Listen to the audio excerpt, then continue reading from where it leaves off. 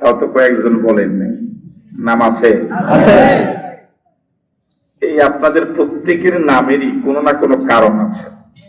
হয় দাদা রেখেছেন, অথবা দাদি রেখেছেন, অথবা নানা রেখেছেন, নানি রেখেছেন, কেউ প্রস্তাব দিয়েছেন, কেউ এটাকে ভেটো দিয়েছেন। এই নামকরণের, প্রত্যেকের নামকরণের পিছনে ছোট্ট হলো একটা ঘটনা। কোরআন মজিদের প্রতিটি সূরার নাম রয়েছে, কোন কোন সূরার তো একাধিক নাম রয়েছে। সূরা ফাতিহা, তাফসিরে সূরা ফাতিহার যতগুলো নাম এসেছে তার যোগফল 40-এর উপরে। আপনাকে রাগ আমার প্রতি? সূরা ফাতিহার যতগুলো নাম তাফসিরে এসেছে সবগুলো নাম যোগ করলে তার সংখ্যা দাঁড়াবে 40-এর উপরে। সুবহানাল্লাহ। এমন কোন সূরা নাই যে সূরার নাম নাই। এই সূরাগুলোর নাম তাও ওহীর ভিত্তিতে পাওয়া, এটাকে সংশোধন, সংযোজন, পরিবর্তনের কোন সুযোগ নেই। এই সূরার নাম আল ইনফিতার। কেন নামকরণ? 19 আয়াত সম্বলিত এই সূরার প্রথম আয়াতে রব্বুল আলামিন ইজাস সামাউন ফাতারাত, ইনফাতারাত এই শব্দটি আলোচনা করেছেন, উল্লেখ করেছেন। এই শব্দ থেকেই সূরাটির নামকরণ করা হয়েছে সূরা আল ইনফিতার। মাঝখানে আরেকটি কথা, আপনারা অনেক ওলামায়ে কেরাম আজকে এখানে এসেছেন, অনেক সচেতন মানুষ। কোরআন মজিদের সূরাগুলোর নামকরণের পদ্ধতি দুইটা, এভাবে আলোচনাগুলো শুনবেন। প্রথম পদ্ধতি হলো, যে শব্দ দিয়ে সূরাটির নামকরণ করা হয়েছে ওই শব্দটি সূরার ভিতরে কোথাও না কোথাও আছে। এই পদ্ধতির সূরার সংখ্যাই কোরআন শরীফের সবচেয়ে বেশি, যেমন বাকারা, ইয়াসিন, আলে ইমরান, মুজাদালা, আর রহমান, এই সবগুলো শব্দ ওই সূরার ভিতরে। দ্বিতীয় পদ্ধতি হলো, যে শব্দ দিয়ে সূরাটির নামকরণ করা হয়েছে ওই শব্দটি সূরার ভিতরে কোথাও নাই, বরং এই সূরার খোলাসা থেকে, সামারি থেকে, সারাংশ থেকে একটি নতুন শব্দ চয়ন করে ওই শব্দ দিয়ে সূরাটির নামকরণ করা হয়েছে। এই পদ্ধতির সূরার সংখ্যা খুবই কম, যেমন ফাতিহা। ফাতিহা চিনেন? কুল ইয়া আইয়ুহাল কাফিরুন। মাথা নাড়ে। সূরা ফাতিহা চিনেন? নামাজে লাগে না? লাগে?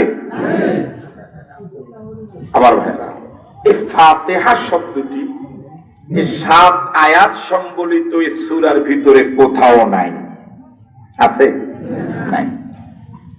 আলহামদুলিল্লাহি রাব্বিল আলামিন আর রহমানির রহিম বলেন। মালিক ইয়াউমিদ্দিন ইয়্যাকা না'বুদু ওয়া ইয়্যাকা নাস্তাঈন।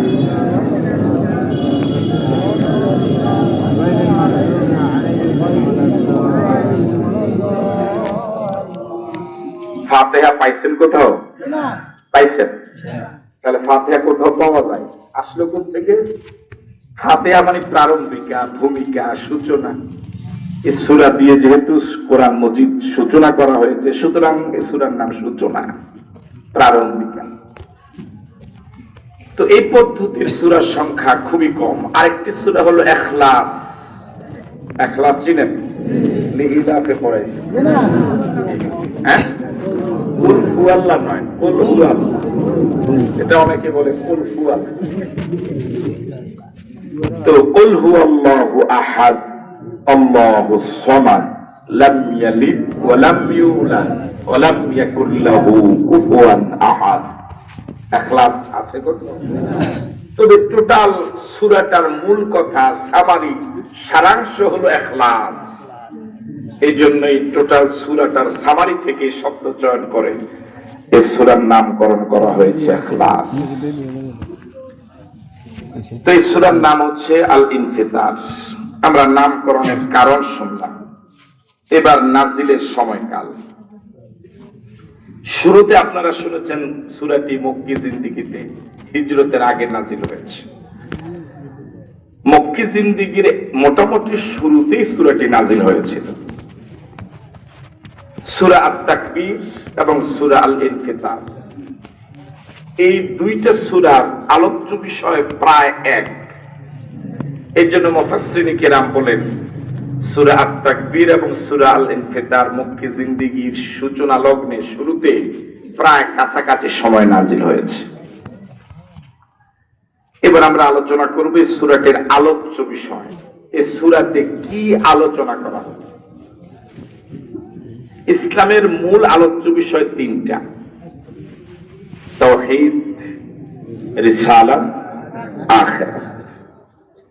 ইসলামের মূল তিনটি আলোচ্য বিষয়ের আখিরাত যে গুরুত্বপূর্ণ আলোচ্য বিষয়, এই সূরাতে আলোচনা হয়েছে। সুতরাং এই সূরার আলোচ্য বিষয় হলো আখিরাত। এবার বলুন তো সূরা ইনফিতারের আলোচ্য বিষয় কি? আখিরাত। আবার বলুন আখিরাত। আবার বলুন আখিরাত। তাহলে এই সূরায় কিসের আলোচনা পাওয়া যাবে? আখিরাতে। আখিরাতে কি যাওয়া লাগবে? এবার এই সূরার গুরুত্ব।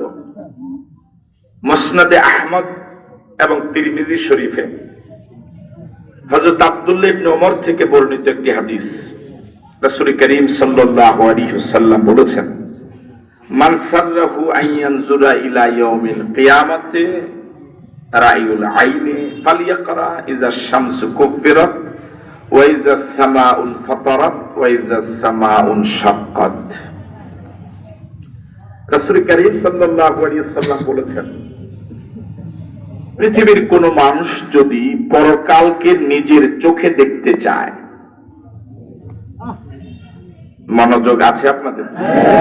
কে বলেছেন কথাটা? রাসূল করিম সাল্লাল্লাহু আলাইহি ওয়াসাল্লাম বলেছেন। রাসূলের নাম যখন শুনবেন তখন কিছু না বলে চুপ থাকেন। কেমন? কি বলা লাগবে? মুহাম্মাদুর রাসূলুল্লাহ। তিনি বলেছেন, পৃথিবীর কোন মানুষ যদি পরকালকে, কিয়ামতকে, আখিরাতকে নিজের চোখে দেখতে চায়, সে যেন তিনটা সূরা পড়ে। কয়টা সূরা পড়ে? সূরা ইনশিকাক, সূরা ইনফিতার, সূরা আত-তাকবীর। কয়টা সূরা? রাসূল বলেছেন, আবার শুনুন, কেউ যদি পরকালকে, কিয়ামতকে নিজের চোখে দেখতে চায়, নিজের চোখে না অন্যের চোখে? তো বলে না, কার চোখে?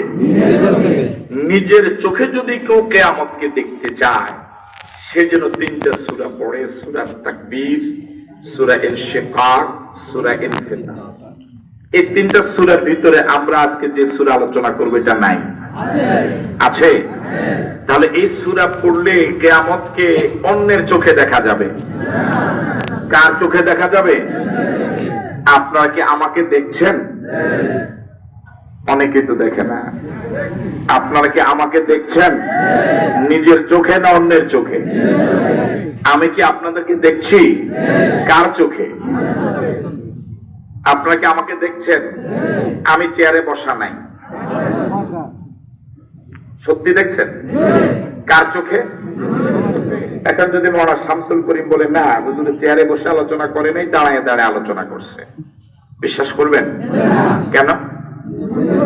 আমি নিজের চোখে দেখলাম। কথা বলে না কেন?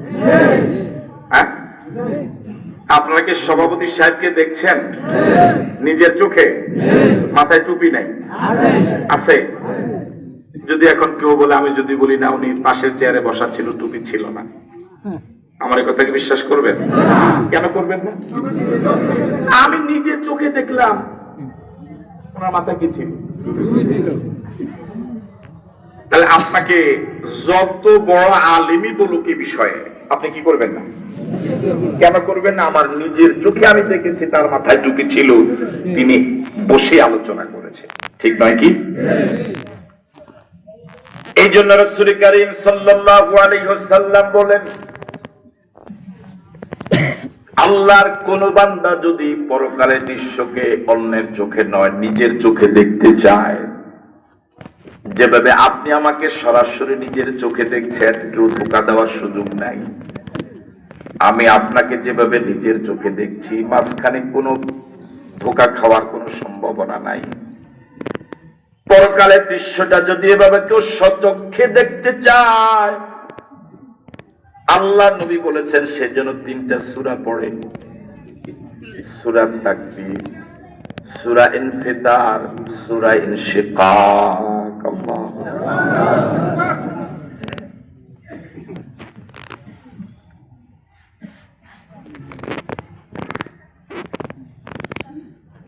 কিয়ামত কি হবে? নিশ্চিত? কোন সন্দেহ নাই? মনে হয় মাঝে মাঝে মনে হয়। রাসূল কারীম সাল্লাল্লাহু আলাইহি ওয়াসাল্লাম বলেছেন, আল্লাহর কোন বান্দা কোন বান্দি যদি 24 ঘন্টা একদিনে 20 বার মরণের কথা স্মরণ করে, আমি রাসূল বলে গেলাম ওই লোকটা জান্নাতি। প্রতিদিন কয়বার? তাহলে গড়ে 1 ঘন্টা 100 ঘন্টা পর পরই একবার হয়। 24 ঘন্টা যদি 20 বার হয়, 1 ঘন্টা একটু বেশি সময় পরে পরে কি হয়? আপনি যদি প্রতি ঘন্টা মৃত্যুর কথা, সত্যিকারে মরণের কথা চিন্তা করেন, মাঝখানের 1 ঘন্টা কি কোনো পাপ হবে? কোন পাপের সম্ভাবনা আছে?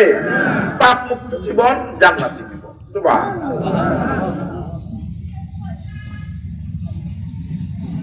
আমার ভাইয়ারা, বিশ্বাস করুন আর নাই করুন, কোন ওয়াজ দিয়া দুর্নীতি বন্ধ করা যাবে না, অপরাধ বন্ধ করা যাবে না।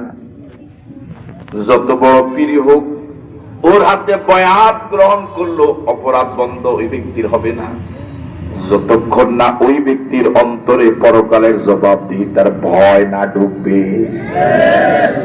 ঠিক নয় কি?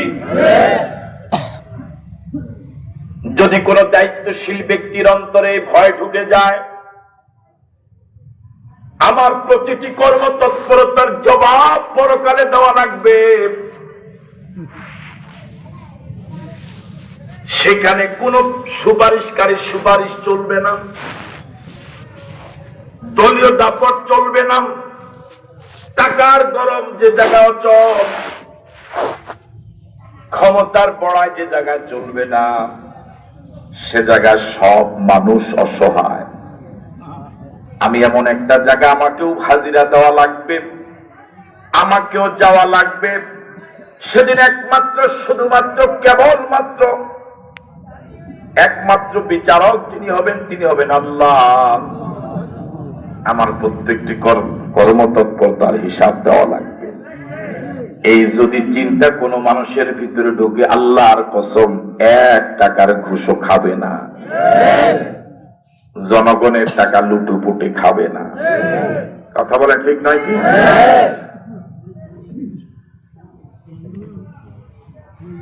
কিয়ামত সংঘটিত হবে। আসুন, রাসূল যেহেতু বলেছেন সচক্ষে কিয়ামতকে দেখতে চাইলে সূরা ইনফিতার পড়ো, আমরা ইনশাআল্লাহ এখনই পড়ব। থাকবেন তো? আমরা ইনশাআল্লাহ নিজের চোখে কিয়ামতকে দেখার চেষ্টা করব। রাজি আছেন? তাহলে চোখ বন্ধ রাখা লাগবে মুরাকাবার হালতে, নাকি রাখা লাগবে? চোখ খোলা রাখা লাগবে, কান সজাগ রাখবে, কান সজাগ রাখা লাগবে, চোখ ঢাকি রাখা লাগবে। এমন অনেক সময় দেখা যায় লোকটার চোখ খোলা ছিল, কিন্তু ধ্যানটা অন্যদিকে হওয়ার কারণে, গভীর মনোযোগ অন্যদিকে থাকার কারণে, ওনার সামনে দিয়ে একটা লোক হেঁটে গেল, সে টের পায়নি। এরকম হয় না মাঝে মাঝে? উনি পরে জিজ্ঞেস করে, তোকে না বললাম রুমে যাইতে, গেলি না? স্যার গেছিলাম তো। আমি কইছিলাম, আপনি বসা ছিলেন, আমি দেখি নাই কেন? আমার চোখও খোলা ছিল, কানও সজাগ ছিল, কিন্তু ধ্যান মনোযোগী জায়গা ছিল। তাহলে চোখ খোলা রাখা লাগবে, কান সজাগ রাখা লাগবে, মনোযোগ বাড়িতে থাকা লাগবে। কোথায় থাকা লাগবে? এখানে থাকা লাগবে। তাহলে এখন আমরা কি দেখবো? কেমন দেখবেন তো ইনশাআল্লাহ? আমার কথা না নবীর কথা? যদি ভালোভাবে না দেখি বুঝতে হবে আমার মনোযোগে গেছে। ওই লোকটা আমার রুমে ঢুকতো, আমি দেখি নাই কেন? রাসূলের কথা কত পার্সেন্ট সঠিক? জীবনে যিনি মিথ্যা কথা। এখানে এমন একজন আল্লাহর বান্দা বলেন যে আমি জীবনে একটা মিথ্যা কথা বলি নাই। একজনও কি পাওয়া যাবে? তো আছে মনে হয়, দেখেন আছে এরকম একজন। বদর যুদ্ধের প্রাক্কালে আবু জেহেলের নাম শুনছেন? এক জায়গায় আবু জেহেল বসা। আবু জেহেলের মানের আরেকজন নেতা আবু জেহেলকে বলছে, আবু জেহেল,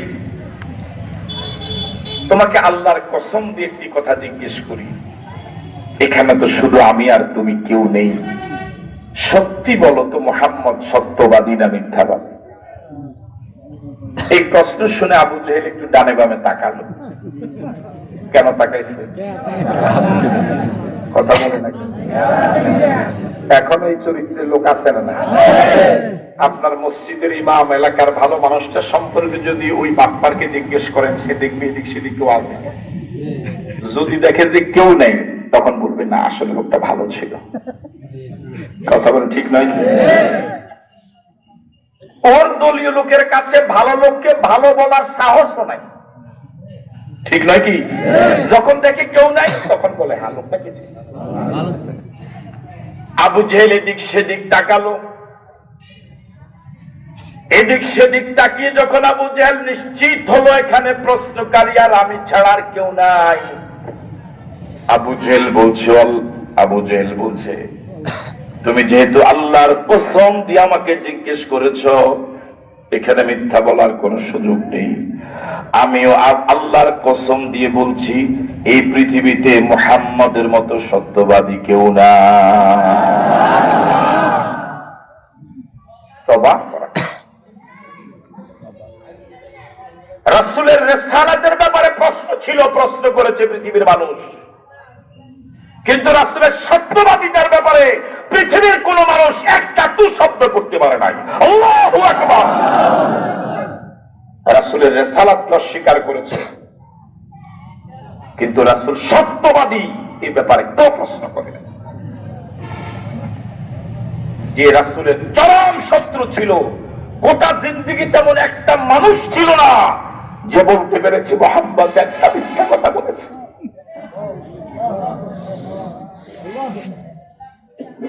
ওই মুহাম্মদ সাল্লাল্লাহু আলাইহি ওয়াসাল্লাম বলেছেন, নিজের চোখে যদি কিয়ামতকে দেখতে চাও এই সূরা পড়ো। আমি যদি আজকে নিজের চোখে দেখাইতে না পারি অথবা দেখতে না পারি, রাসূলের কথা সঠিক, আমার মনোযোগ ছিল না। যতটুকু আমি দেখতে পারি নাই অতটুকু আমার গ্যাপ ছিল, হয় শোনার, না হয় দেখার, না হয় মনোযোগের। আমি কি কথা বুঝতে পারলাম? কিয়ামত সংঘটিত হওয়ার প্রথম যে ঘটনাটি, বড় ঘটনাটি, সেটা হলো ইসরাফিল আলাইহিস সালাতু ওয়াস সালামের সিংহায় ফু দিবেন। কি দিবেন? আমার ভাইরা, এই 19 আয়াত সম্বলিত এই সূরার প্রথম 3 আয়াতে 1, 2 এবং 3, এই 3 আয়াতে কিয়ামতের সংঘটিত হওয়ার প্রথম পর্ব আলোচিত হয়েছে। প্রথম 3 আয়াতে কিয়ামত সংঘটিত হওয়ার প্রথম পর্ব, চতুর্থ আয়াতে কিয়ামত সংঘটিত হওয়ার দ্বিতীয় পর্ব আলোচনা হয়েছে। কিয়ামত সংঘটিত হলে আকাশ কি আগের মতো থাকবে? এই পৃথিবী কি আগের মতো থাকবে? এখানে কোন স্বেচ্ছাসেবক আছে বলে মনে হয়?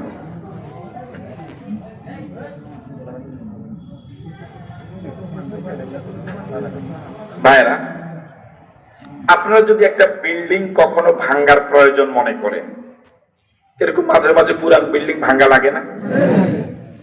তখন কি আগে ফিলার ভাঙ্গেন না আগে ছাদ ভাঙ্গেন? বাকিরা যে জবাব দিলেন না। মানুষ যখন একটা বিল্ডিং ভাঙ্গার চেষ্টা করে, ধাক্কা দিয়ে যদি ভাঙ্গেন তাহলে তো ফিলার ধরা লাগবে। ধাক্কা দিয়ে বিল্ডিং ভাঙা যায়? হ্যাঁ, তাহলে মানুষ একটা বিল্ডিং ভাঙতে গেলে প্রথমে ভাঙে ছাদ,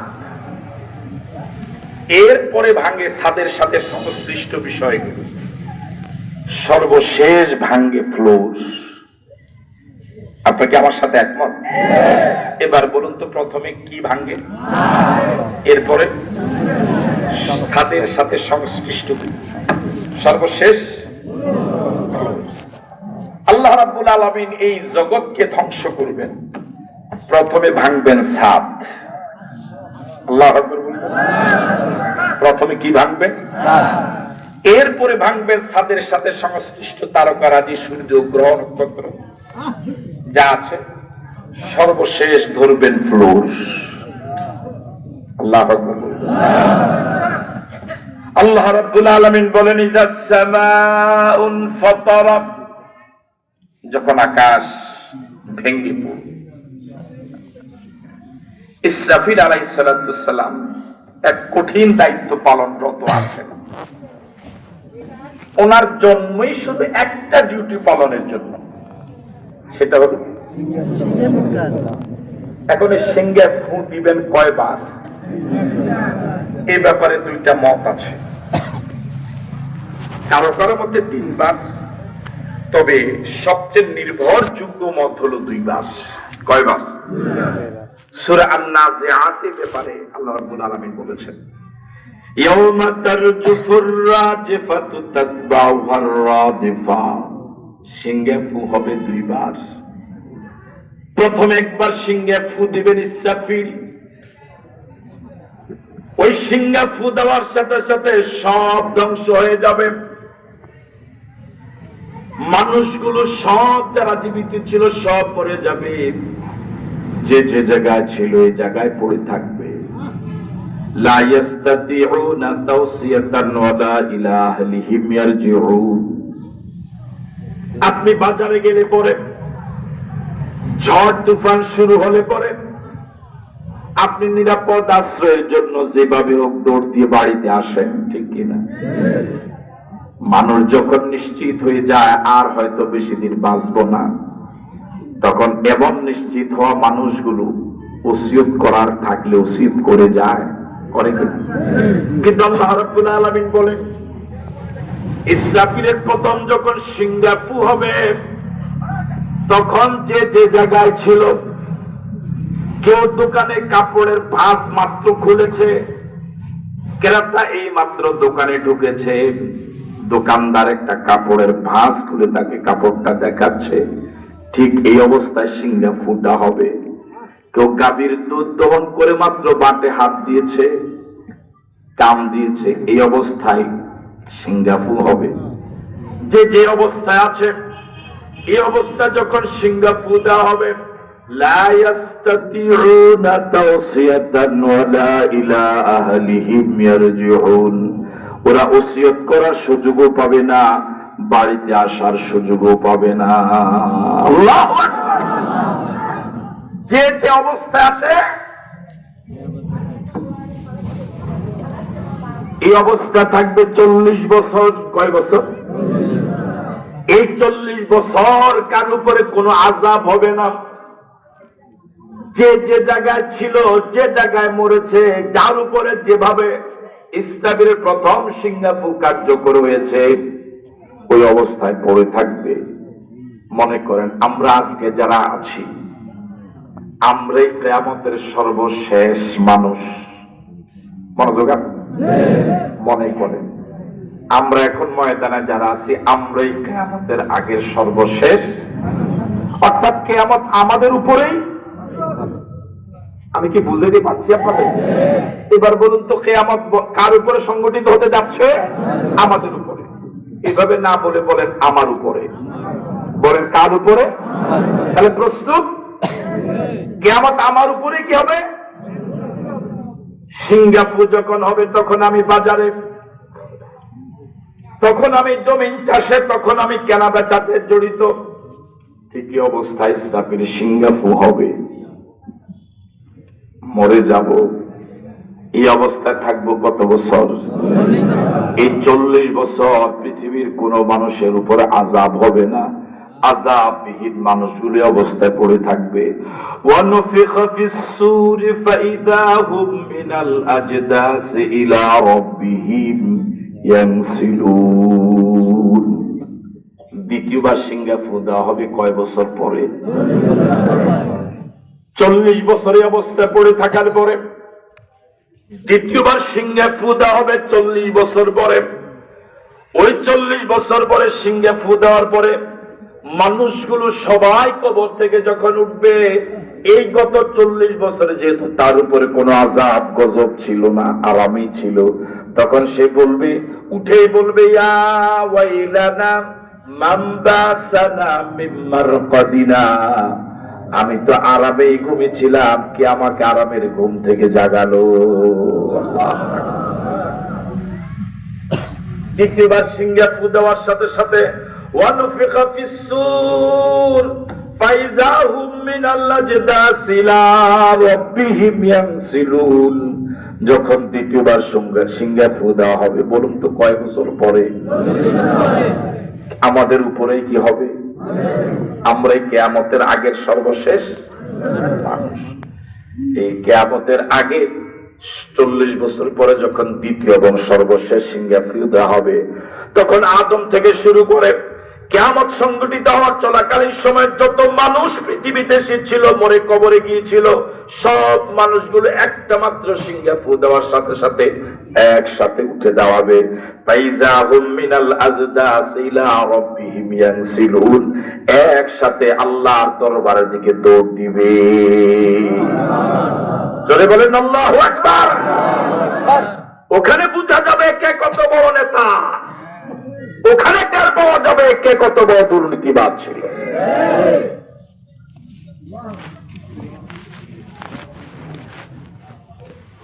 ইযা সামাউন ফাতারাত, যখন আকাশ ভেঙে চৌচির হয়ে যাবে, যখন আকাশ ফেটে যাবে।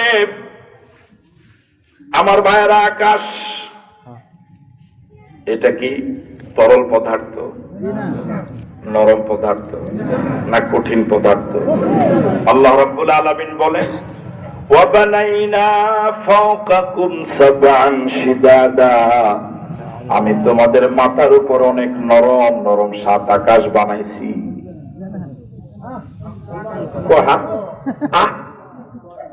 নরম নরম 7 আকাশ, শিদাদা, চূড়ান্ত কঠিন। আল্লাহু আকবার। وَبَنَيْنَا فَوْقَكُمْ سَبْعًا شِدَادًا وَبَنَيْنَا فَوْقَكُمْ سَبْعًا شِدَادًا। ও মানুষ, কত কিছু নিয়ে কল্পনা করলা, কত কিছু নিয়ে কল্পনা করলা। ওই বিশাল সুদৃঢ় মজবুত 7 আকাশ তোমাদের মাথার উপরে ঝুলায় রাখলাম। কোনদিন আকাশ মাথার উপরে ফেটে তুমি মরে যাবে এই কল্পনা, তোমার এই ভয় কোনদিন তোমার আসলো না। কথা বলে ঠিক নয়? আল্লাযী খালাকা সাবআ সামাওয়াতিন তিবাকা মা তারা ফি খালকির রহমানি মিন তাফাবুত ফারজি'ল বাসারা হাল তারা মিন ফুতুরিন সুম্মা রজি'ল বাসারা কাররাতাইন ইয়ানকালিবু ইলাইকাল বাসারু খাসিয়ান ওয়া হুয়া হাসীর। এখন প্রশ্ন হতে পারে, কি এক বিশাল প্রকাণ্ড আওয়াজ, একটা মাত্র আওয়াজের সাথে সাথে ওই সপ্ত আকাশ, সুদৃঢ় মজবুত আকাশ, শিদাদা, ওই আকাশ ভেঙ্গে চৌচির হয়ে যাবে, বালু বালু হয়ে যাবে। আওয়াজটা কি প্রকাণ্ড হবে? এখন কারো ধারণা হতে পারে হয়তো আকাশে আগে ত্রুটি ছিল, হয়তো আগে ফাটল ছিল, এই কারণে। আল্লাহ পাক বলেন না, তোমার পুরোটা জিন্দেগি আমি দিয়ে দিলাম, আমার আকাশ নিয়ে গবেষণা করো, পৃথিবীর সব মানুষ মিলে আকাশ নিয়ে গবেষণা করো। যত গবেষণা করবে ওই বিশাল শব্দ আকাশের ভিতরে একটা চুল পরিমাণ ত্রুটি তুমি খুঁজে পাবা না। তুমি আবার তাকাও, আবার তাকাও, আবার তাকাও, বারবার গবেষণা করো। যতবার তুমি গবেষণা করবে তোমার গবেষণার রেজাল্ট হবে তুমি ওখানে কোনো ত্রুটি খুঁজে পাবে না, বরং তোমার বিবেক তোমার কাছে ফিরে আসবে, চোখ ফিরে আসবে, তোমার বিবেক বলবে এমন আকাশে বিন্দু পরিমাণ ত্রুটি নাই। আল্লাহু আকবার।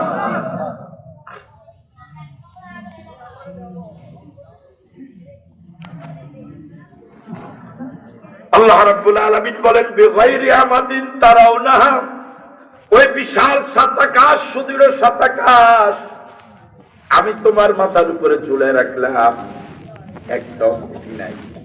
কি নাই? তাও কি আল্লাহু আকবার বলবেন? খুঁটিবিহীন আকাশ ঝুলায় রাখলেন, শব্দ সুদৃঢ় আকাশ ঝুলায় রাখলেন। ঝুলাতে একটা খুঁটির যার প্রয়োজন হলো না, তিনি আর কেউ নন, তিনি আর কেউ নন, তিনি আমার আপনার মালিক, তিনি হলেন আল্লাহ। আওয়াজ দিয়ে বলেন আল্লাহ, আবার বলেন আল্লাহ, আরেকবার বলুন আল্লাহ।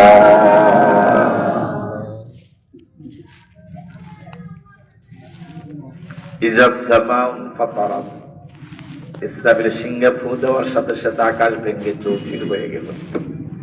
এবার একটু চোখ দিয়ে দেখেন তো আকাশ এখন জায়গায় আছে না শেষ? ওরা যে বলেনি একটু আগে না আকাশ শেষ হয়ে গেল? দেখছেন নিজের চোখে না অন্যের চোখে? নিজের চোখে কি দেখতেছেন আকাশ নাই?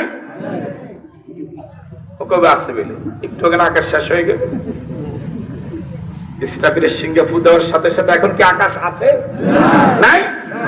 নিজের চোখে দেখেছেন? ওয়াইজাস সামাউন ফাতারাত, ওয়াইজাস সামাউন ফাতারাত, ওয়াইজাল কাওয়াকিবু তাতারাত, ইজাস সামাউন ফাতারাত ওয়াইজাল কাওয়াকিবু তাতারাত। প্রথমে বলেছিলাম মানুষ প্রথমে ছাদ ভাঙে, এরপরে ছাদের সাথে সংশ্লিষ্ট বাকি বিষয়গুলো ভাঙে। এবার আল্লাহ পাক বলছেন আকাশ ভেঙে দিলাম, এবার আকাশের সাথে সংশ্লিষ্ট তারকারাজিগুলো শেষ হয়ে যাবে। ওয়াইজাল কাওয়াকিবু তাতারাত, আকাশের তারকাগুলো সব খসে খসে পড়ে যাবে। সুবহানাল্লাহ। ওই আকাশের যদি অবস্থা হয় তাহলে তারকাগুলোর কি অবস্থাটা তার বড় অপেক্ষাই রাখে।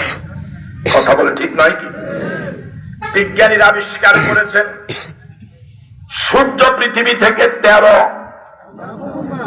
অনেকেই তো জানে 13 লক্ষ মানে হাজার, কত লাখ, লক্ষ কইলে পাবলিক কম বুঝে, লাখ কইলে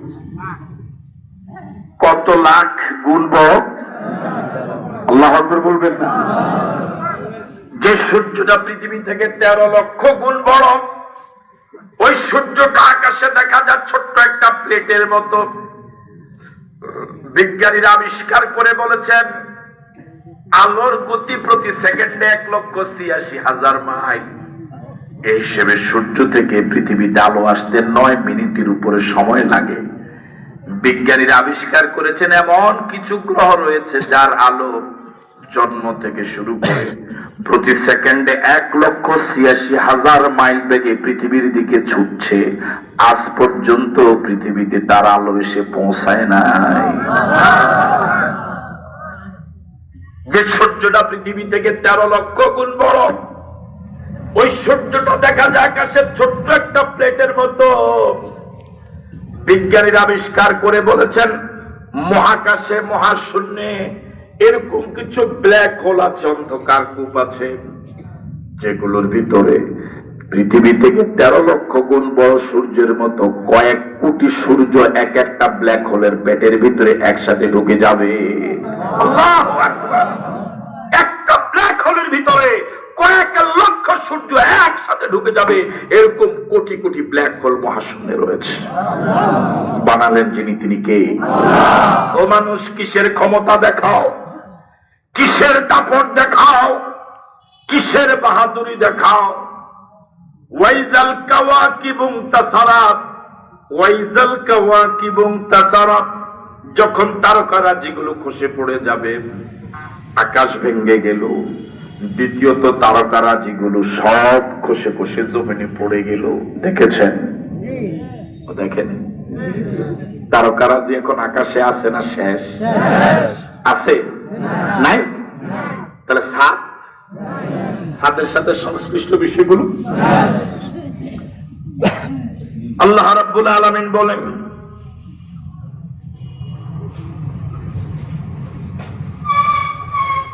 তিন নম্বর আয়াত কি? ওয়াইজাল বিহারু ফুজ্জিরাত, ওয়াইজাল বিহারু ফুজ্জিরাত। সর্বশেষ আল্লাহ পাক ধরলেন ফ্লোর। কি ধরলেন? আরো জোরে বলেন। ওয়াইজাল বিহারু ফুজ্জিরাত, ওয়াইজাল বিহারু ফুজ্জিরাত। যখন সাগরকে উত্তাল করে তোলা হবে, আল্লাহু আকবার, আকাশ ধ্বংস হয়ে গেল, তারকারাজিগুলো সব খসে পড়ে গেল। এবার সর্বশেষ আল্লাহ রাব্বুল আলামিন কিয়ামতের প্রথম তিনটা পর্বের ভিতরে শেষ পর্ব হলো ফ্লোর ধ্বংস করবেন। ওয়াইজাল বিহারু ফুজ্জিরাত, যখন সাগরগুলোকে উত্তাল করে তোলা হবে। আল্লাহু আকবার। এই পৃথিবীর 3 ভাগ পানি, 1 ভাগ মাত্র মাটি। তাহলে পানি বেশি না মাটি বেশি? আমার ভাইয়েরা, সাইপ্রাস পৃথিবীর সর্বদেশ শেষ দেশ, এরপর আর কোন দেশ নাই, এরপরে শুধু পানি আর পানি। যেদিকে তাকাবেন সেদিকে শুধু পানি। আপনারা তো সাগর থেকে খুব বেশি দূরে নয়। সাগরের পাড়ে গেলে যখন সাগরের দিকে তাকান, তখন যে আপনার পায়ের নিচে মাটি আছে সেটাও তো বিশ্বাস হতে চায় না। মনে হয় যেন পুরা পৃথিবীটাই শুধু পানি আর পানি। ঠিক নয়? আল্লাহ রাব্বুল আলামিন বলেন, অন্য আয়াতে বলেন, ওয়াইজাল বিহারু সুজ্জিরাত, যখন সাগরগুলোতে আগুন ধরিয়ে দেওয়া হবে। আল্লাহু আকবার বলবেন। সাগরে কি ধরে যাবে? সাগর কি মাটির না পানির? আগুন নিভানো হয় কি দিয়ে?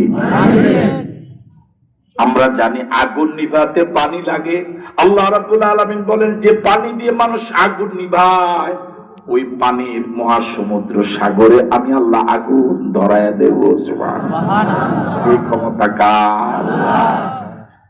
একটা তাজা গাছ চিনেন তো? এই গাছের ভিতরে কাঠ আছে, পানি আছে, আগুন আছে।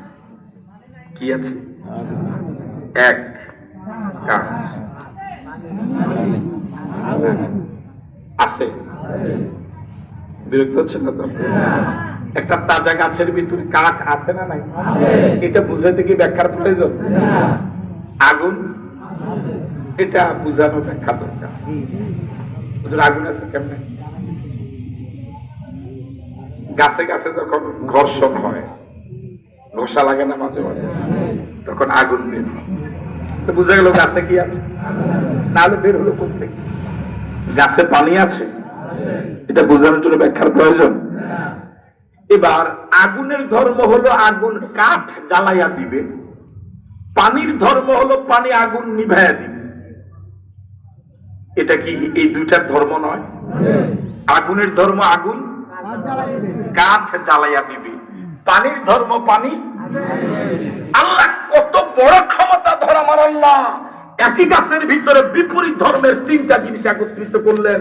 এই পানি না আগুন নিভায়, না আগুন কাঠকে জ্বালায়, তিনটা পরস্পর মিলেমিশে আছে। আল্লাহু আকবার। পারি না আমরা হুজুররা একসাথে থাকি? পারি না আমরা হুজুরেরা একসাথে থাকতে? আপনারা তো ভালোই আছেন, আমরা পারি না। ওই আগুনটা কাঠকে জ্বালায় না, আর আমাদের বিরুদ্ধে ফতুয়ার কি নাকি? ওই পানিটা আগুনকে নিভায় না। ঠিক নয়? পানির ভিতরে মৌলিক উপাদান 2টা। কয়টা? 2টা। একটা অক্সিজেন, একটা হাইড্রোজেন। একটা অক্সিজেন, একটা হাইড্রোজেন। অক্সিজেন ও নিজে জ্বলে না, অন্যকে জ্বালায়। মনোযোগ আছে আপনাদের? না হলে সামনে দিয়ে লোক যাবে, বলবেন না কেউ তো যায় না। পানির উপাদান কয়টা? জোরে বলেন। এক অক্সিজেন, দুই অক্সিজেনের ধর্ম হলো অক্সিজেন ওর নিজে জ্বলে না, অন্যকে জ্বালায়। জ্বালানি বুঝেন? ও এমন জ্বালান, এক লোক নাকি এলাকা সবারই জ্বালাই, এরকম লোক অবশ্য এখন আর দেশে নাই। কমে গেছে না আগে? এখন এমন জ্বালানি জ্বালাইতো, ওর জ্বালানি থেকে কেউ কি পায়নি। এখন এই লোক মৃত্যুর আগে এক ওসিয়ত করে গেছে এলাকাবাসীর কাছে যে দেখ, সারাটা জীবন তো তোদেরকে আমি এমন জ্বালানি আমি জ্বালাইছি। যারা জ্বালায় তারা কিন্তু নিজেও বুঝছে যে আমি জ্বালাইছি। এখন আমার ব্যাপারে তোমাদের যে ক্ষোভ, এটা দমন করার একটা ওসিয়ত আমি করে যাই। সেটা হলো এই, আমি মরে যাওয়ার পরে এরপর একটা বাঁশ, আমার দেহের তো কিছু ছিদ্র আল্লাহ পাক দিছে, যে কোনো একটা ছিদ্র দিয়ে ঢুকায়া এরপরে তেমন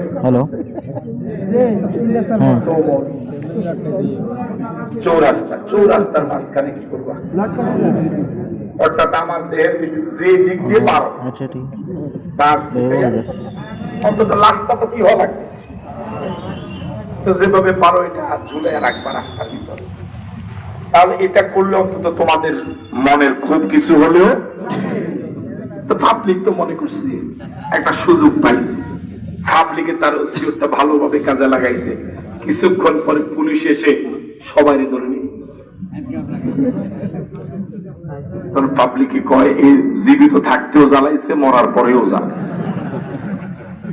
কথা বলে না কাছে? তাহলে অক্সিজেন ও নিজে জ্বলে না, ও অন্যকে জ্বালায়। আর হাইড্রোজেন ও নিজে জ্বলে। হাইড্রোজেন দেখুন আল্লাহ রাব্বুল আলামিন কত বড় ক্ষমতাধর আমার আল্লাহ। অক্সিজেন অন্যকে জ্বালায়, হাইড্রোজেন নিজে জ্বলে। এই দুইটা পদার্থ দিয়া, দুইটা উপাদান দিয়া আল্লাহ এমন একটা নিয়ামত বানালেন যেটা খেলে পরে আপনার প্রশান্তি এসে যায়। প্রচন্ড তৃষ্ণার্ত আপনি, প্রচন্ড ঘামে ঘেমে চৌচির হয়ে গেলেন আপনি। আমার বারে এমন সময় যে অক্সিজেন অন্যকে জ্বালায়, যে হাইড্রোজেন নিজে জ্বলে, ওই দুই উপাদান দিয়ে আল্লাহ এমন এক মহান নিয়ামত বানায় রাখলেন যে নিয়ামত খেলে সব পিপাসা দূর হয়ে যায়। অক্সিজেন নিজে, কথা বলে না, অক্সিজেন নিজে জ্বলে না অন্যরে জ্বালায়? আরেকটা উদাহরণ দিলে বুঝে আসবে ভালো। বাড়িতে মহিলাদের কিছু খেদমত করেন আপনারা, কাজে কিছু সহযোগিতা করেন। ওই বুড়ে হাত তুলছে, দেখেন ওই বুড়ি আছে আছে আছে, মাশাআল্লাহ। আল্লাহ এই বুড়া বুড়ির মহব্বত আরো বাড়াই দেব। কিছু কাজ করে বাড়িতে, আমরা ওয়াজ তো সব বাহিরে মানুষের জন্য করি। রাসূল কারীম সাল্লাল্লাহু আলাইহি ওয়াসাল্লাম নিজের আহলিয়াদের, উম্মাহাতুল মুমিনিনদের ঘরের কাজে সহযোগিতা করতেন।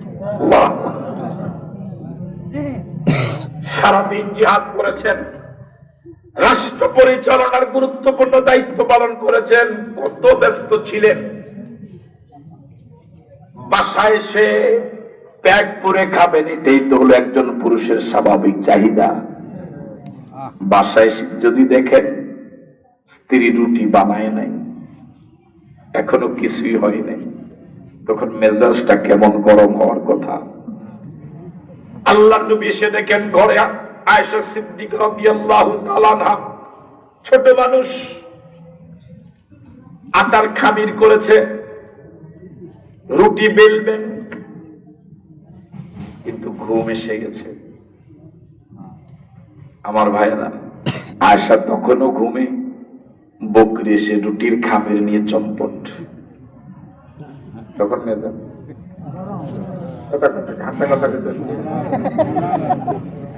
আল্লাহ নবী ঘরে আসলেন, এসে দেখেন আয়েশা ঘুমে। আল্লাহ নবীর বুঝতে বাকি ছিল না, আয়েশা আমার জন্য নিজের জন্য রুটি বানাবার জন্য শুরু করেছিল কাজ, কিন্তু খুব এসে গিয়েছে।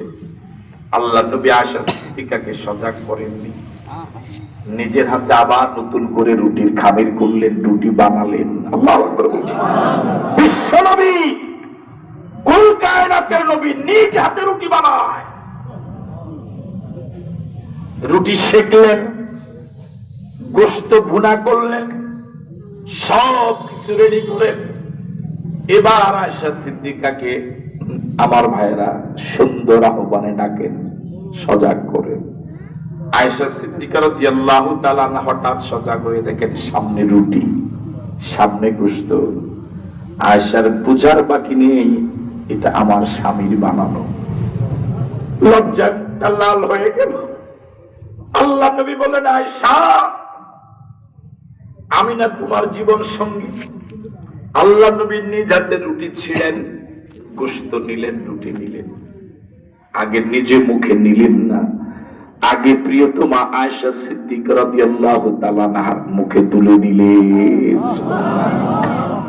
বিশ্বনবী, লাকাদ কানা লাকুম ফি রাসূলিল্লাহি উসওয়াতুন হাসানাহ। ও যুবকেরা, কার পিছনে আদর্শের জন্য ঘুরো, কার আদর্শের জন্য পাগল? লাকাদ কানা লাকুম ফি রাসূলিল্লাহি উসওয়াতুন হাসানাহ। তোমাদের জন্য রাসূলের জীবনে রয়েছে সর্বোত্তম আদর্শ। এমন আদর্শ মহামানব তামাম জাহানে আর একজনও না। অক্সিজেন যে জ্বালায়, তার উদাহরণ দিয়ে ঘরের কাজের কথা বললাম। একটা পাতিলে আপনি পানি নিয়েছেন, মাঠে আসেন আপনারা? আজকের আলোচনা কোন দিকে যাচ্ছে আল্লাহ জানে, থাকবেন। পাতিলে কি নিলেন? পানি। এই পাতিলে পানি উঠালেন। পাতিলের বহিরাংশে পানি কিছু লেগে থাকবে না, সব শুকিয়ে যাবে। আপনি যখন পানি ভর্তি করলেন, বহিরাংশে কিছু পানি লেগে থাকবে।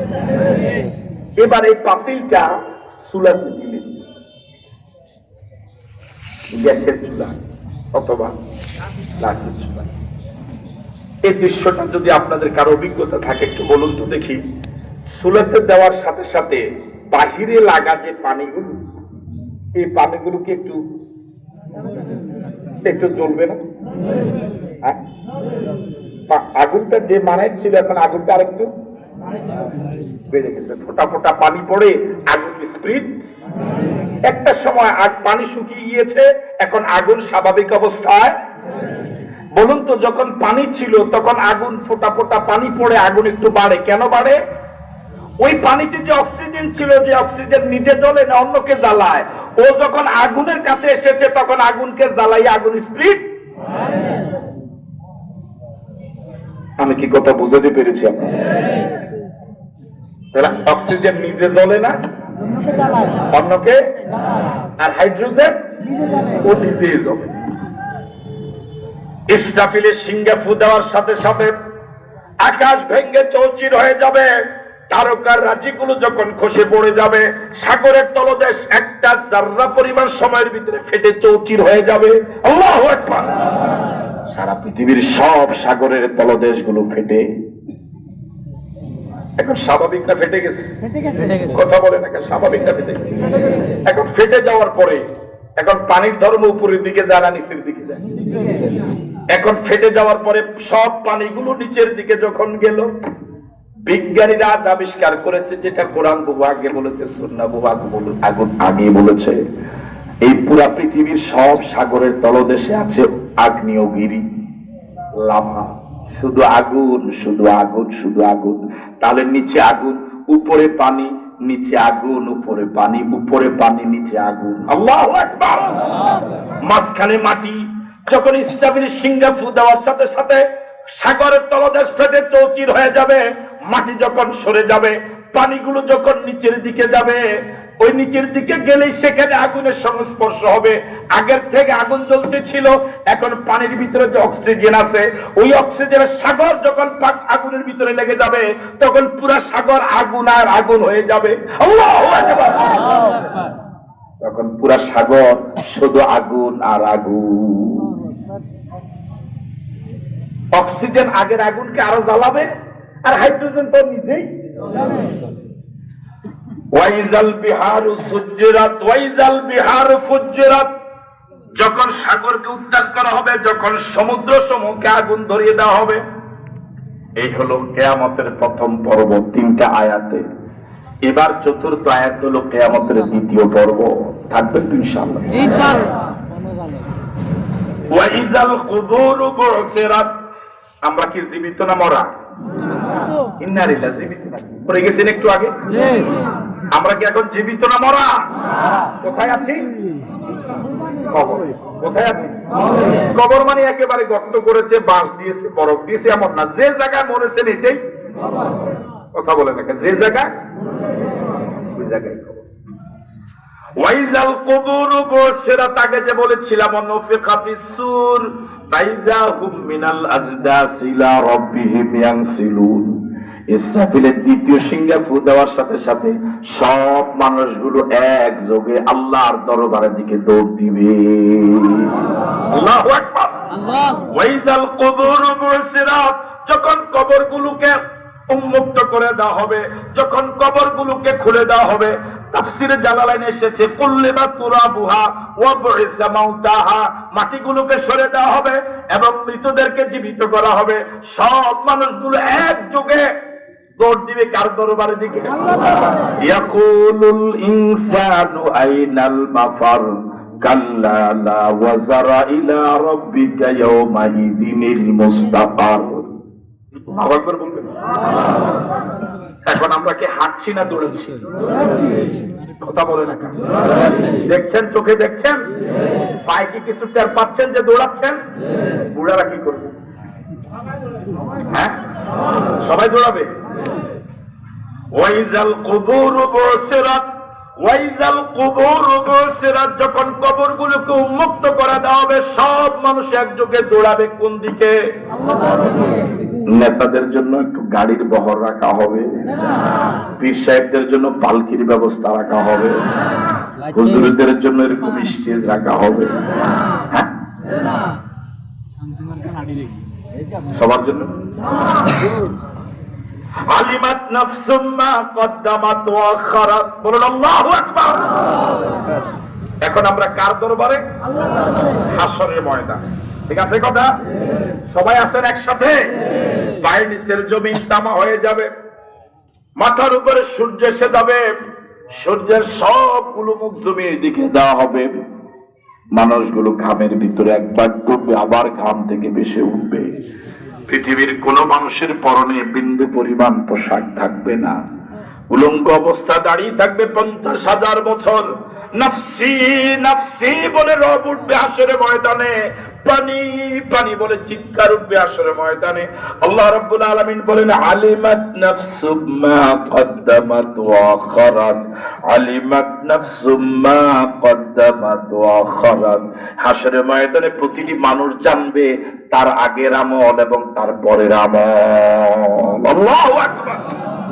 এখন কি আমরা হাসরের ময়দানে আছি? পুরা নাই তো আছি হাসরের ময়দানে। এখন হাসরের ময়দানে এখনই চিত্র কি? আলিমাত নাফসুম মা কদ্দামাত ওয়া আখারাত, পৃথিবীর প্রতিটি মানুষ জানবে তার আগের আমল পরের আমল। এটার অনুবাদটা একটু মুখস্থ করানো লাগবে, এই জায়গায় জানে না। এত কত যা গেল কিয়ামতের ঘটনা গেল, এখন আমার আপনার হিসাব যখন শুরু হবে এই জায়গায় দেখবেন কিছু উঠে যাবে।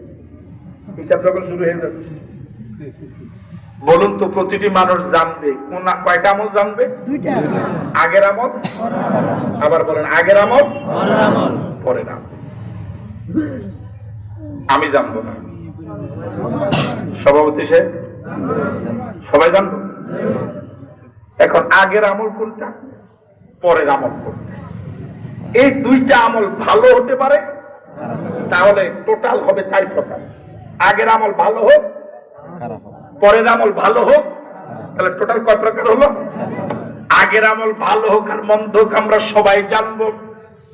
আগের আমল কোনটা? যেটা জীবদ্দশায় করেছিলাম, মৃত্যুর সাথে সাথে যেটা কলাপস হয়ে গিয়েছে, যেটা বন্ধ হয়ে গিয়েছে। এই আমল ভালো যদি করে থাকি সেটাও তার দেখবো, যদি মন্দ করে থাকি সেটাও দেখবো। আমি কি কথা বুঝে দিই পারলাম? তাহলে আগের আমল হলো যেটা মৃত্যুর সাথে সাথে যে আমলের দরজা বন্ধ, ভালো হোক আর এটা আমি আপনি সকলে দেখব, বিশ্বাস হয়? এবার ওয়ামা খারাপ, এবার পরের আমল ভালো কার খারাপ হচ্ছে এটাও সে দেখবে। তার ব্যাখ্যা কি? সব মুফাসসির একমত, সে আমল হলো মৃত্যুর পরেও কিছু আমলের, আমার ভাইরা, জেরিয়ান প্রবাহ মৃত্যুর পরেও চলতে থাকে, ভালো হোক আর খারাপ হোক। আপনি একটা ভালো দল তৈরি করে গেলেন, প্রতিষ্ঠা করে গেলেন, যে দল প্রতিষ্ঠা করার পরে হাজার হাজার যুবক ওই দলের কর্মী হয়, সমর্থক হয়, আল্লাহওয়ালা হয়, নবীওয়ালা হয়, দিনদার হয়, পরহেজগার হয়। আমার ভাইয়েরা, অসংখ্য মা বোনেরা পর্দা ধরে আল্লাহ চিনে, নবী চিনে, জান্নাতের পথের সন্ধান পেয়ে যায়।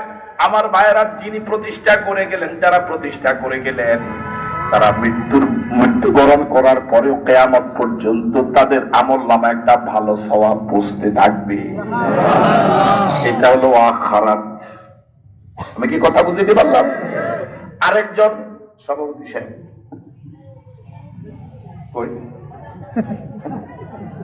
উনি আমার একটা দল তৈরি করে গেল, যে দলের কর্মী হলে পরে শুধু টাস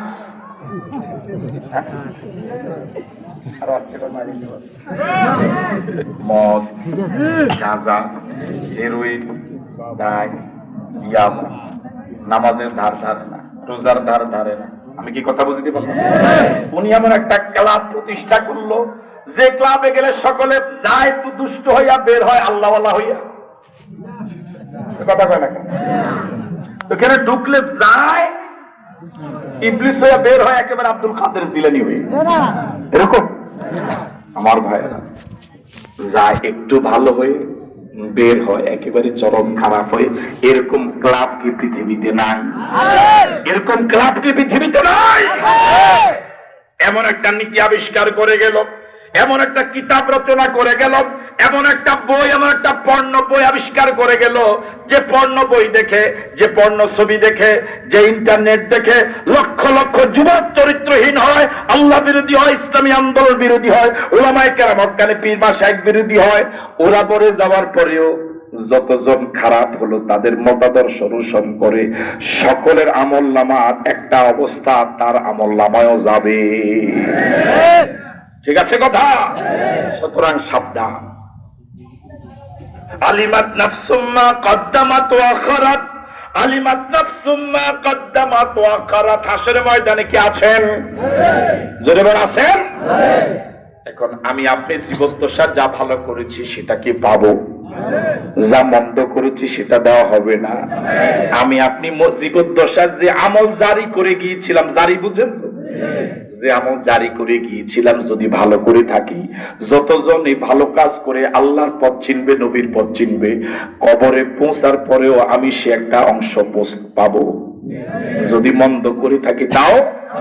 সুতরাং কোন নীতি অনুসরণ করবেন, কোন মতাদর্শ অনুসরণ করবেন, কোন নাইট ক্লাবে যাবেন, কোন মসজিদে যাবেন, কোন আল্লাহওয়ালা দরবারে বসবেন, এটারও কিন্তু কি আছে, বিশাল হিসাব নিকাশ আছে। আছে না নাই? আপনি তো মনে করছেন ও একটা ক্লাব দিল, কোটি কোটি টাকার মালিক দিচ্ছে, অসুবিধা কি? কথা বলে না ঠিক? এবার আল্লাহ রাব্বুল আলামিন বলেন, ইয়া আইয়ুহাল ইনসানু মা গররাকা বিরাব্বিকাল কারীম। আল্লাহু আকবার। আল্লাহ কত বড় দয়ালু। তিনি চান না তার কোন আদরে গোলাম জাহান্নামে জ্বলুক, তিনি চান না কোন বান্দিয়া জাহান্নামে জ্বলুক। এই জন্য আল্লাহ রাব্বুল আলামিন বলেন, ডাক দিয়ে বলেন, ইয়া আইয়ুহাল ইনসানু মা গররাকা বিরাব্বিকাল কারীম। ও দুনিয়ার মানুষেরা, এমন মহামহিম রব থেকে কে তোমাকে গাফিল করে রাখলো? আল্লাহু আকবার। বড় ভাই ছোট ভাইয়ের প্রতি অনেক অবদান, কোটি কোটি টাকা দেয়, লক্ষ লক্ষ টাকা দেয়, সব খরচ বহন করে, কিন্তু ছোট ভাই বড় ভাইয়ের সাথে কাঙ্ক্ষিত মানের আচরণ কেমন করে না? সে তো বড় ভাইয়ের সাথে এক মাসও কি করে না, ফোন করে না, বাড়িতে আসলে দেখাও করে না, ভাই ডাকলেও একটু দেখা করি। এবার বলুন তো দেখি, আচরণটা বড় ভাইয়ের কাছে খুব ভালো ঠেকবে? মা বাবা বলবে তোর ভাই তোর জন্য এত করে, তুই তো তার কাছে যাস না, এটা কত অবাক করার কথা, কে তোকে তার থেকে দূরে সরায় রাখলো? কথা বলা ঠিক নয় কি? আল্লাহ রাব্বুল আলামিন বলেন, ইয়া আইয়ুহাল ইনসান, ইয়া আইয়ুহাল ইনসান মা গাররাকা বিরাব্বিকাল কারীম। এমন রব্বে কারীম থেকে, এমন মহামহিম রব থেকে কে তোকে দূরে সরে রাখলো? কে তোকে মাজারে নিল? কে তোকে দরগায় নিল? কে তোকে দুর্গায় নিল? কে তোকে তাসের আড্ডায় নিল? কে তোকে জেনার আড্ডায় নিল? কে তোকে ক্যাসিনোর আড্ডায় নিল? কে তোকে আল্লাহ বিরোধী মজলিসের সদস্য বানালো? কে তোকে নবী বিরোধী বৈঠকের সদস্য বানালো? মা গাররাকা বিরাব্বিকাল কারীম। এমন মহামহিম রব থেকে কে তোকে দূরে সরায় রাখলো?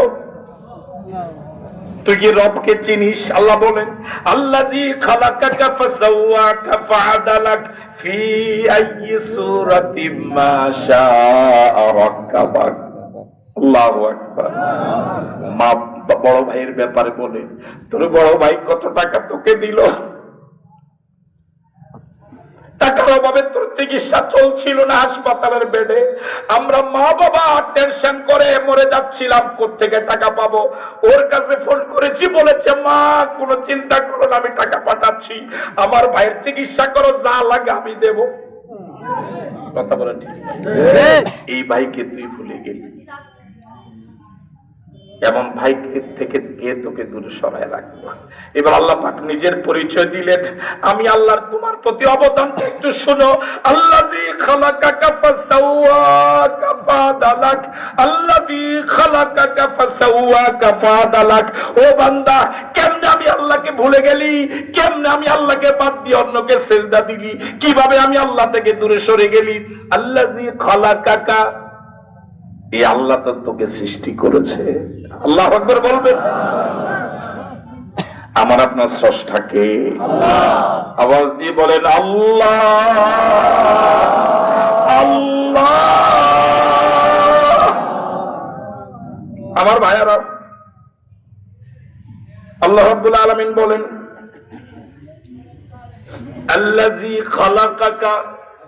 এমন আল্লাহকে তুই ভুলে গেলি, এমন আল্লাহর গোলামি তুই করিস না, যে আল্লাহ তোকে সৃষ্টি করেছে।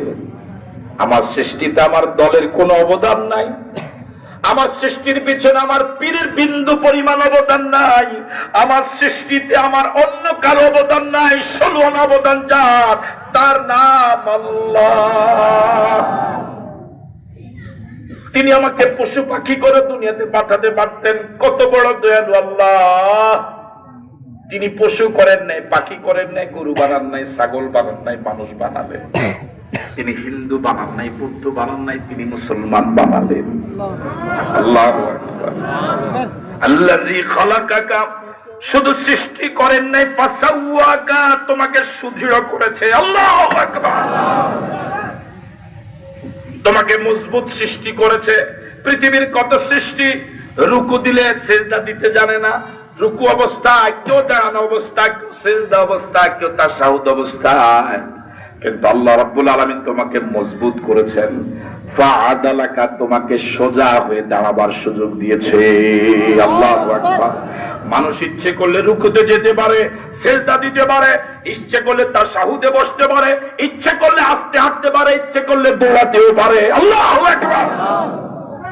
ফাআদালাকা, বলুন তো এই তিনটা মহান নিয়ামত কে আমাকে আপনাকে দিলেন? সৃষ্টি করলেন কে? আমার সৃষ্টিটাকে মজবুত বানালেন কে? আমার আপনার বডিটাকে সুদৃঢ় করলেন কে? সোজা হয়ে দাঁড়াবার ক্ষমতা দিলেন কে? শুধু তাই নয়, ও বান্দা একটু চিন্তা করো, কল্পনা করো, ফি আইয়ি সূরাতিন মা শাআ রাক্কাবাক। আল্লাহু আকবার।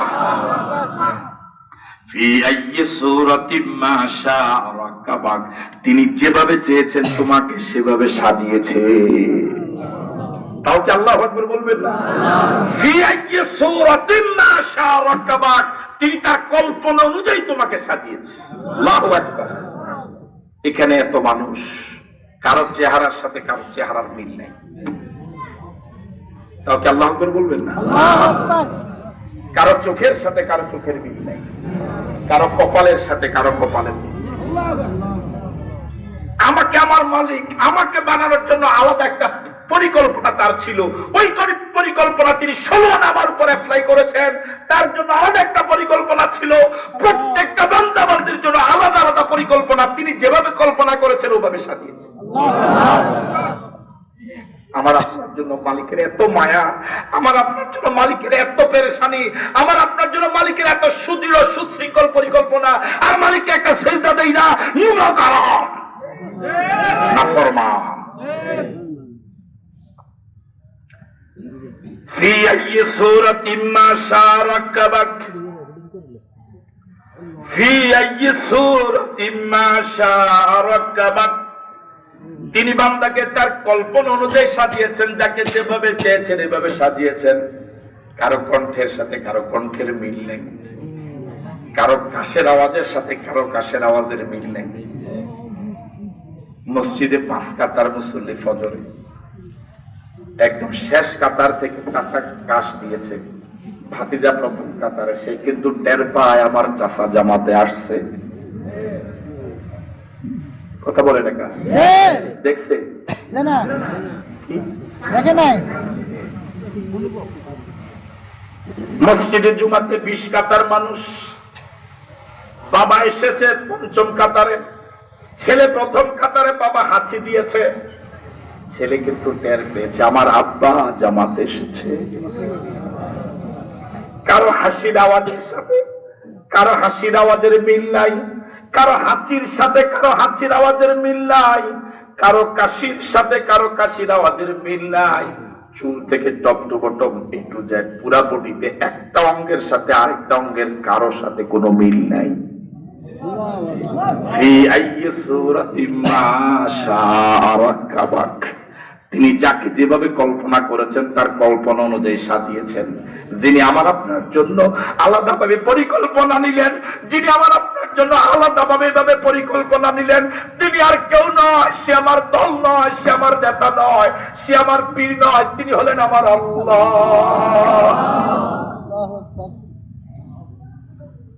আমার ভাইরা, এমন আল্লাহর কি গোলামি করার দরকার নয়? কবে থেকে? এখন থেকে কি গোলামি করা দরকার? সিদ্ধান্তকে নিতে পারি যে কিয়ামতের চিত্রটা তুলে ধরা হলো আমার অযোগ্যতার কারণে হয়তো ভাবে পারি নাই, ওই হাসরের ময়দানে যাওয়াই লাগবে। আর যে যেদিন মরবে তার কিয়ামত দিনই শুরু হয়ে যাবে।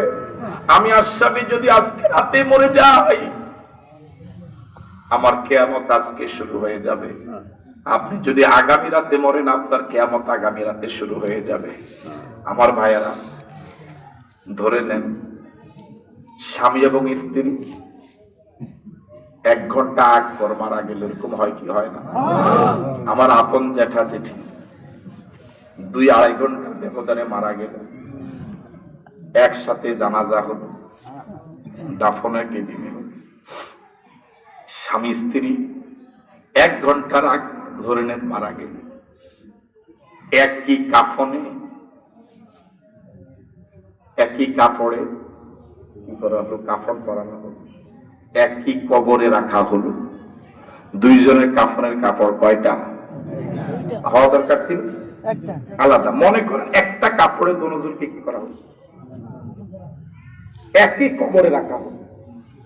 বলুন তো দেখি, এই একসাথে দাফন কাফন করার পরেও জবাব কি প্রত্যেকের একজনে দিবেন আলাদা আলাদা? কে দিবে? একসাথে একই কবরে রেখে এসেছেন, এরপরে জবাব আলাদা আলাদা দেওয়া লাগবে।